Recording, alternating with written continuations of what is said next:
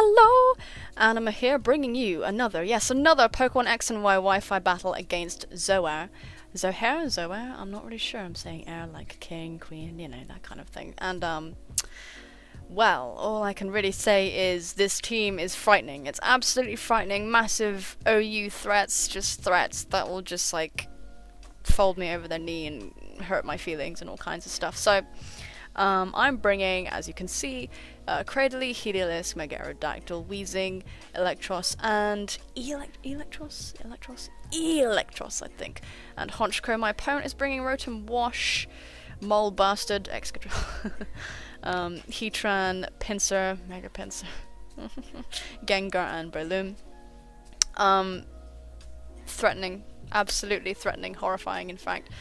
Looking at this, I honestly didn't really have an awful lot of hope for this battle, but I thought if I played my cards right, then something cool could happen, and, well, we're just gonna have to see if any cool things did in fact happen, so I'm just gonna hit play real quick.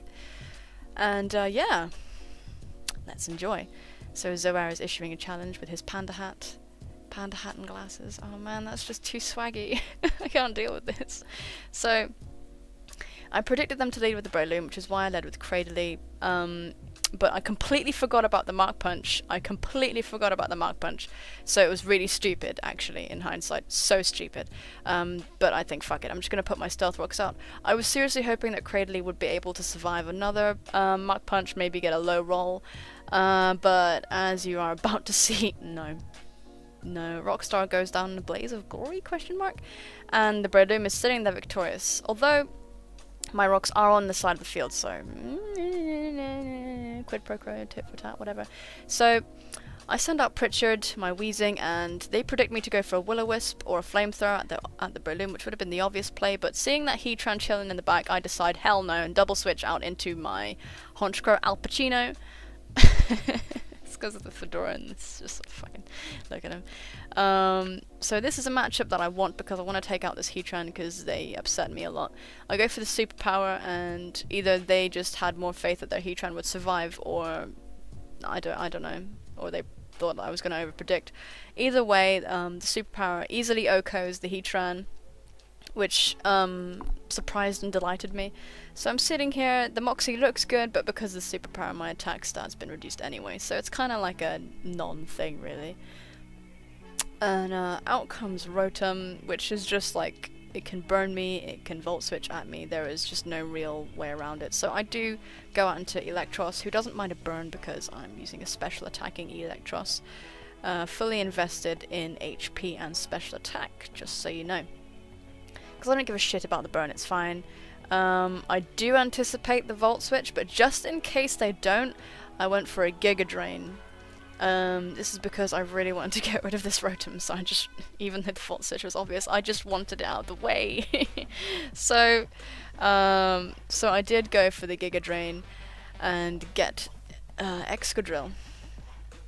Even though I was seriously thinking about going for a Flamethrower, but then I would have Flamethrowed out of Rotom.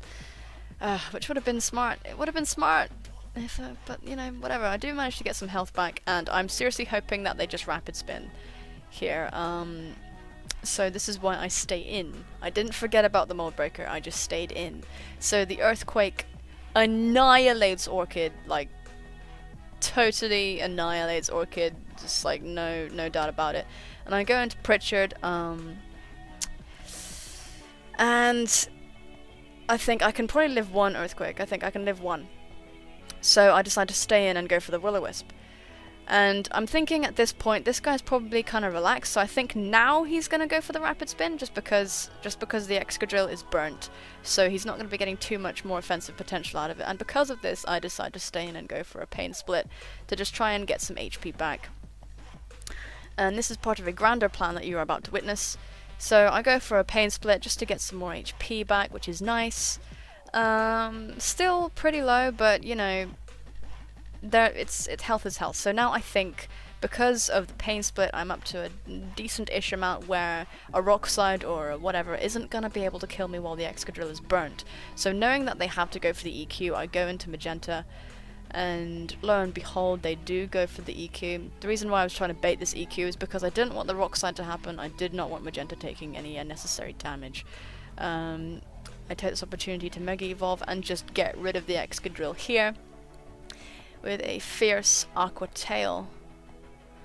So that easily takes it out at the absolute sliver of HP that it's at, and the Excadrill goes down. At this point I'm kind of thinking, yeah, maybe I've got a chance, but the Rocky start really just didn't do me a lot of good here. But anyway, so I'm fearing basically every single thing that this Rotom can do to me. So I switch out into Pritchard. Even though the Volt Switch is coming, I can't take it, so they get the initiative on me with the Volt Switch, and Pritchard is just fodder at this point. I can't really do anything because Pritchard is so slow, I can't. So now the Pinsir comes out, and I am fearing the Moxie, so I didn't want it to land a kill on me. So this is why I switched out into Sunny. So there was some method behind my madness there. But they Mega Evolve anyway, so it didn't really make an awful lot of difference, and Sunny ends up taking like a lot of unnecessary damage. So they go for the Aerialate Return, and it's only because that oh my god. It's only so much damage. And even as a resisted hit, it just does so much damage, takes me down to red, and Faint takes me out and prioritizes me. Because even with a Scarf, it's priority move, so out comes Mega Aerodactyl, and I managed to scare them out, I guess. So this time I decide to go for a Hone Claws, and I think maybe I have a chance to do this. But as you are about to see, I go for the Stone Edge, which is now accurate thanks to the Hone Claws, and this is a critical hit. This is a critical hit on the Rotom. It's a crit, and it's still just, it just lives, it's despicable. Although I do run Jolly Aerodactyl, so perhaps if I was adamant that would have made the difference, but still, it would have needed a crit just to kill it, which is crazy in my opinion. It's not even resisted. Man, it's a stab Stone Edge. Rotom Wash, you slay me. Washing Machine's just taking a beating left, right, and center. So, out comes Pritchard. Just because I want to save Aerodactyl for later, for whatever reason. It's a lost cause at this point, but we're still gonna try. So, oh, what's going on here? What's going on here? Okay. Whoa, relax. Okay, right, we're okay, right. So, I don't know what that was, folks. So, seeing the Gengar, I think they're gonna, I predict them to predict me to go for the Sucker Punch, so I decide to stay in and go for a Pursuit. I'm fearing the Dazzling Gleam or T-Bolt coming from this, but seeing the substitute, I get the idea that this is a sub Will-O-Wisp, Shadow Ball, Pain Split Gengar.